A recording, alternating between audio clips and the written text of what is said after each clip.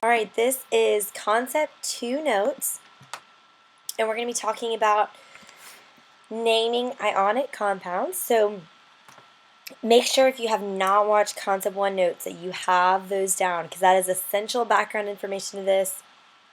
We already learned about what ionic compounds are, how those bonds form, why elements form compounds, so make sure you go back and cover that. Quick review though, just before we jump in. Remember, elements naturally exist in compounds.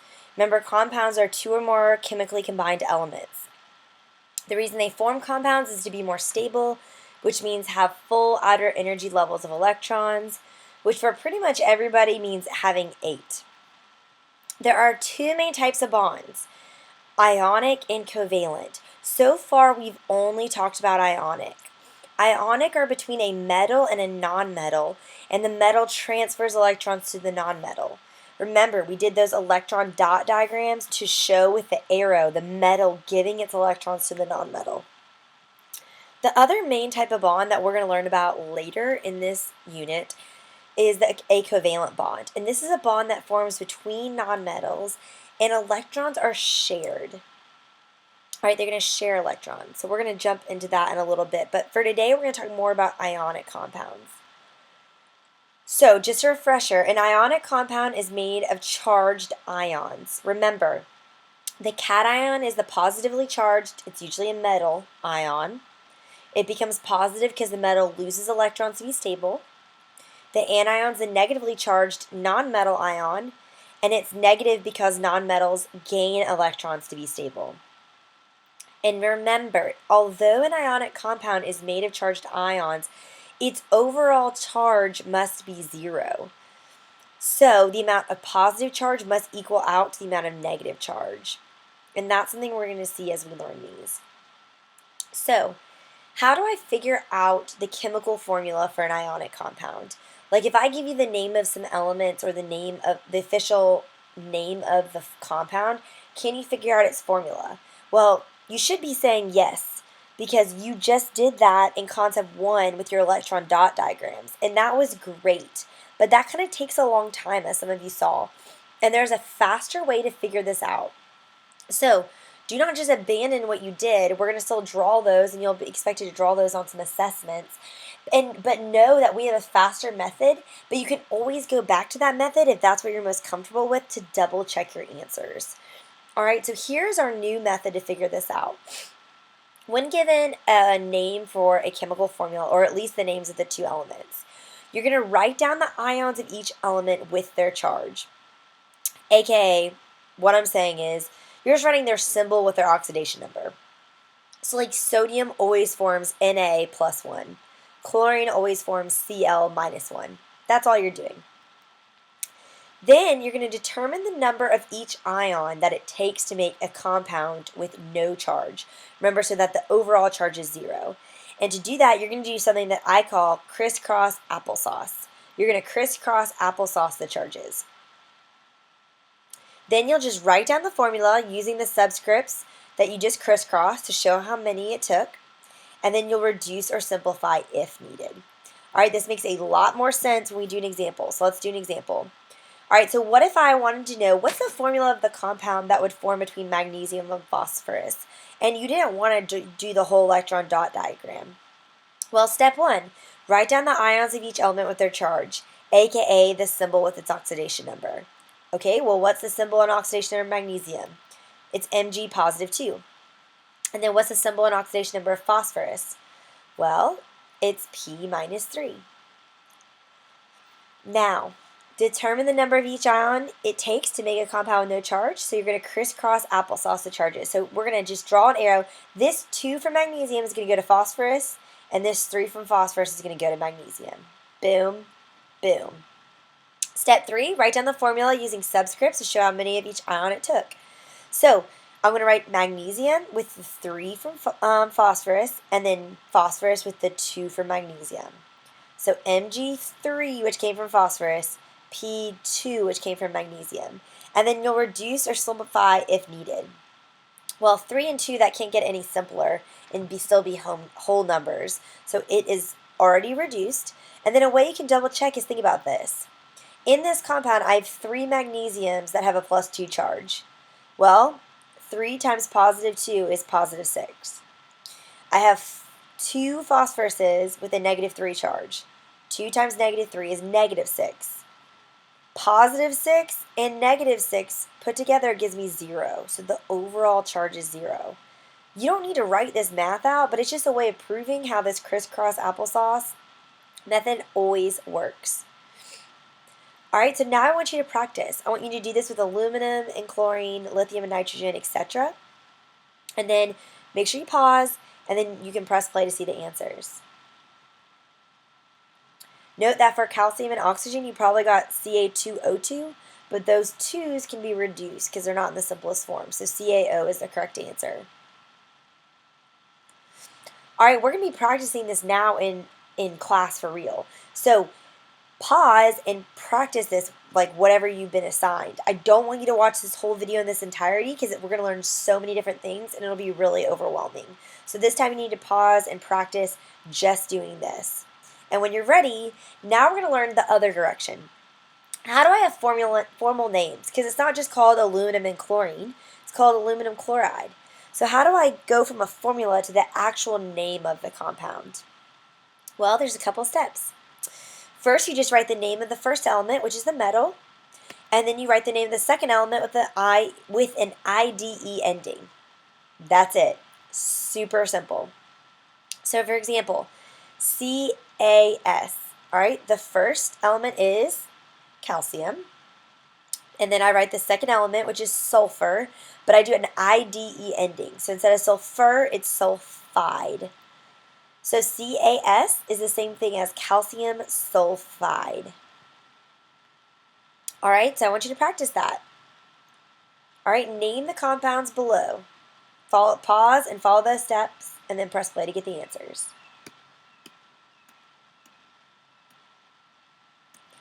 All right, I'm serious. Do not go on until you have mastered these first 2 skills, because now we're going to start learning some exceptions and they're going to be more complicated. So make sure you've mastered the first 2 before you go on. All right, so nothing could possibly be that simple, right? Science is always more complicated. So there's a couple of exceptions to what we just learned. And the first is with polyatomic ions.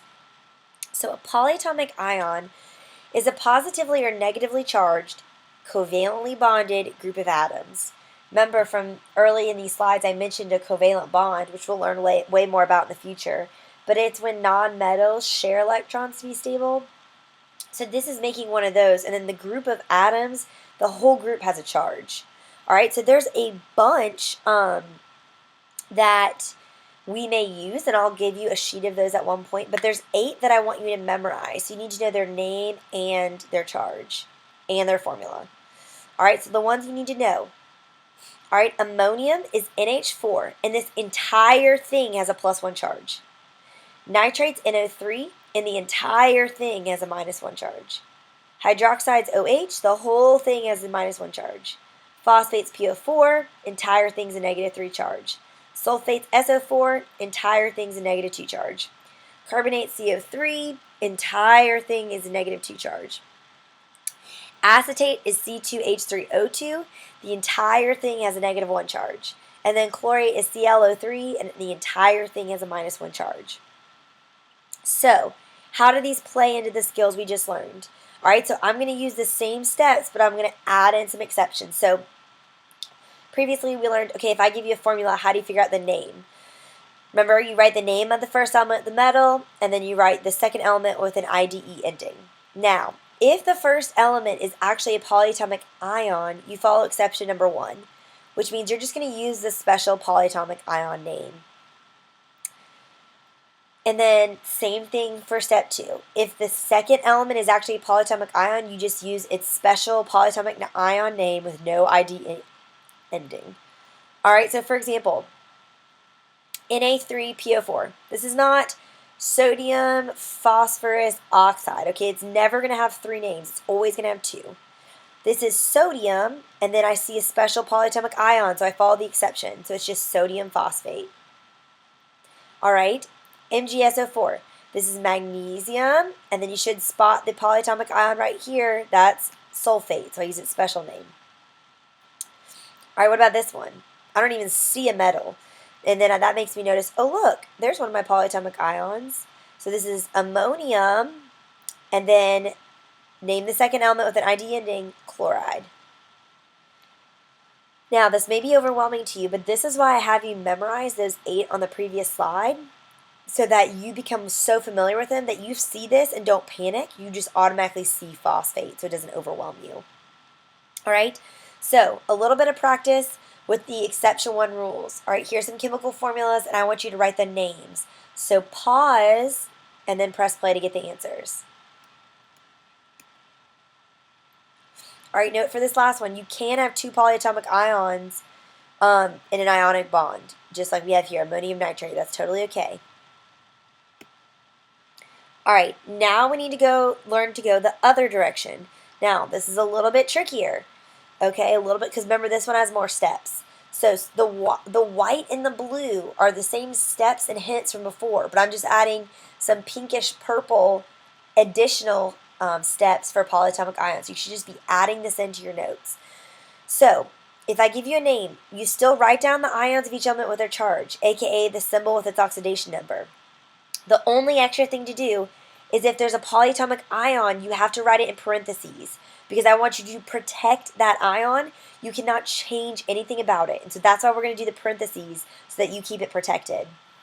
All right, so for example, calcium phosphate. Write the symbol with its oxidation number. Well, calcium is Ca and has a +2 charge. Phosphate, that is PO4, and the entire thing is a -3 charge. So put that phosphate in parentheses, and so that you don't mess with it. You cannot change that PO4. If you change it, it's not phosphate anymore. All right, so that's why we're going to put parentheses with the oxidation number off to the side. All right, determine the number of each ion it takes to make a compound with no charge. Remember, that's my crisscross applesauce. All right, here's what's new. Keep the subscripts outside of the parentheses and don't change anything inside. All right, so when we crisscross applesauce, the 2 is going to come all the way to the outside of my parentheses. The 3 goes to the calcium just like before. We write down the formula using subscripts for how many it took. So now I have Ca3, which came from the phosphate, and PO4 parenthesis 2, which came from the calcium. Note my parentheses are still there. And then reduce or simplify if needed. You can't here because 3 and 2 are the simplest forms. Remember, we're not messing with anything in the parentheses. So this is already reduced, and this is your final answer.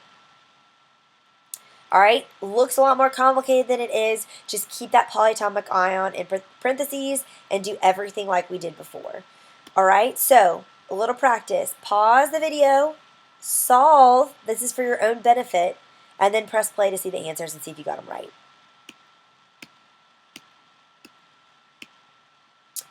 Couple things.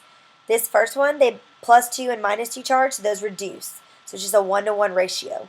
When it is just one polyatomic ion, like in numbers 1, 4, and 5, you technically don't have to keep it in parentheses since there's only one of them. But if you, like for my students, I don't know if other teachers feel the same way, but if you want to keep it in parentheses just so you don't get in the habit of forgetting them, because like you have to have them for numbers 2 and 3, then I'm fine with that. But this is technically the appropriate way to write it. Okay. Whew, that was a lot. Please stop the video and practice now, all right? Because we still have one more exception to learn, and you're going to get overwhelmed. So pause it now and practice before moving on to your second exception. And that is transition metals. We've been ignoring them for a while, those groups 3 through 12, but we can ignore them no longer. We've got to talk about them. They have their name because they transition. They form many different ions. So, for example, sodium is always Na+1 because it's in group 1, and group 1 metals have 1 valence electron, so they're always going to lose 1 electron to be stable. That's not the case for iron. Iron is a transition metal, and sometimes it loses 2 electrons and has a +2 charge, and sometimes it loses 3 and has a +3 charge. So, because of this, I can't just look on the periodic table and look at the group number to know the oxidation number like I can for my other groups. So we have to include extra notation in our names in order to determine the oxidation number. And so we're going to use a Roman numeral to do that. So for example, I can't just say copper. I would have to tell you if it's copper 1 or copper 2. Copper 1 forms the ion Cu positive 1. Copper 2 forms the ion Cu positive 2. So the Roman numeral just tells me the oxidation number. That is all. All right, so let's practice using them. So exception number 2. How do I name ionic compounds? So given the formula and go to the name with transition metals included. All right, so original step was just write the name of the first element, and then step 2 is write the name of the second element with an IDE ending. Here's your exception. If it's a transition metal, when you write the name of the element, you have to include a Roman numeral to indicate the charge of the metal. And then step 2 is just the same as oil, always. All right, so let's do an example. CuCl2. CuCl. Following what we learned previously, that would just be copper chloride. But exception number 2, copper is a transition metal, so you need to include a Roman numeral that indicates the charge of the metal. Well, you might be saying to yourself, how do I know? This is where, for me, I just think in my brain, okay, reverse crisscross. Chlorine has a -1 charge, so it had a -1 and it gave it to this copper, which is why we only have 1 copper. Whatever copper had, it gave to chlorine. So there's only 1 chlorine here, so this must have been copper 1. So this would be copper 1 chloride. All right, CuCl2. Remember, chlorine always has a -1 charge. It gives that 1 to copper, which is why we only have 1 copper. Whatever copper's charge is, it gives it to chlorine. So it must be copper 2 chloride. All right, I know that's hard for some people. So a little bit more explanation on determining the Roman numeral for transition metals. You basically have 2 options. You can reverse crisscross, which is kind of what I just verbally demonstrated, or you can use visuals or math, if you like those, to determine what charge of cation must be for the overall charge to be 0. All right, so regardless of what option you prefer, always double check to make sure you did it right. Because for most of us, it's easier to go the other direction, to go from copper 2 chloride to CuCl2. So always double check just in case. All right, so let me show you an example of what I'm talking about here. All right, let's look at SN3PO44. All right, if I was going to solve this with option 1, I would just reverse crisscross. So I would think, I don't know the charge of 10, but I do know that phosphate has a -3 charge. Phosphate's going to give its -3 to 10. That means whatever 10 it has, it's going to give to phosphate. Well, what is that? That's a 4. So 10 must have a charge of 4. So it would be 10 IV, which is the Roman numeral for 4, phosphate. Because remember, for polyatomic ions, that's another exception. We have to use our special names. All right, another way you could reason through this is with option 2, with the visuals or the math. So SN3PO4. Think of what visually that is. That's 3 atoms of 10, and we don't know their charge. And that's 4 atoms of phosphate that all have a -3 charge. 4 times -3 is -12. Remember, the overall charge from a compound always has to be 0. So for the -12 to balance out, this needs to balance out as a +12. What times 3 gives me +12? Well, +4 does. So it must be 10 for phosphate. I don't care which method you like. Some people prefer one over the other. I really like option 1 because to me that makes sense. Other people like option 2, and that's great too. All right, I'm going to do one more example to help y'all out with this. All right, same 2 options. I'm going to show you both. All right, let's look at FeSO4. That's iron and that's sulfate. Going through option 1, don't know the charge of iron. I do know that sulfate always has a -2 charge, so I'm going to reverse crisscross. Now, is there a 2 right there? No. This is a 1 iron to 1, not 4, 1 sulfate ratio. It's a 1-to-1 ratio. It should be a 2. So, since the 2 isn't there, it means it must have reduced. These are a little bit harder with the reverse crisscross. So, a 1-to-1 ratio, if it reduced, it must have been iron 2. Iron 2 and sulfate 2, those would reverse crisscross, give me Fe2SO42, which would reduce to FeSO4. Option 2 might make this one a little bit more clear. So you got your FeSO4. We've got 1 atom of iron, no idea its charge. 1 polyatomic ion of sulfate with a -2 charge. Overall charge has to be 0. So this side is 1 times -2, which gives me -2, which means on the other side, I need 1 times something to give me a +2 charge. So the iron must have a +2 charge. So iron 2 sulfate. When they reduce like this and they're a little bit harder, this is the only time where reverse crisscross is a lot trickier. But that's where I encourage you to just double check your answers. Even if you always try reverse crisscross and you double check, that's totally fine. Because I still think it's probably faster. All right. Try these. I didn't put any polyatomic ions in this. I just did transition metals, exception number 2. Pause the video, try these, and then check your answers. All right, looking at these, both 2 and 4 reduced. So if you're like, how the heck did she get that? They both ended up reducing. All right, last thing we need to learn, so sorry, is how to determine the formula for an ionic compound with transition metals. So going from the name to the formula. I think this is much easier. I promise you this is much easier, okay? So the white and the blue are what we've already learned. The yellow is our new steps with transition metals. So you write down the ions with charge. That's the symbol and its oxidation number. For transition metals, to figure out the charge, you have to use the Roman numerals. All right, so example, iron 2 oxide. That's Fe +2. How do I know +2? Because it's not on the periodic table. This is a 2. That's how I know. And then oxides referring to oxygen, which is a -2 charge. Step 2, crisscross applesauce. Boom, boom. Step 3, rewrite. That's Fe2O2. Step 4, reduce as needed. Those 2's would reduce down to 1, so it would just be FeO. All right, same thing. Y'all, pause, practice, and then press play and check the answers. All right, number 1 reduced, okay? I think that's the only one that reduced. Ooh, and number 3, 1 and 3 reduced. All right, y'all, I'm begging you right now, do the practice that was assigned to you that is just on transition metals, okay? And then come back here, and I'm going to do just kind of one big summary of what we learned and hit on some highlights, and we'll do some mixed practice that has exception 1 and 2 and just normal, okay? So one last summary. Steps for naming ionic compounds. So if I give you formula, figuring out the 2 name, the first and last name. Name the metal, which is your cation. Exception number 1, if it's a polyatomic ion, you use its special fancy name. Exception number 2, if it's a transition metal, you got to include that Roman numeral to indicate its charge. So you're going to do that reverse crisscross to figure out what that is.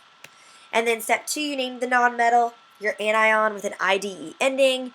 Remember, exception 1, if it's a polyatomic ion, use its special name. No IDE ending. All right, pause and practice these 3 little practice ones. All right, those are your answers. These are a little bit mixed. You got a normal one. You've got ones with polyatomic ions, one with transition metals. So a little bit of everything. All right, next.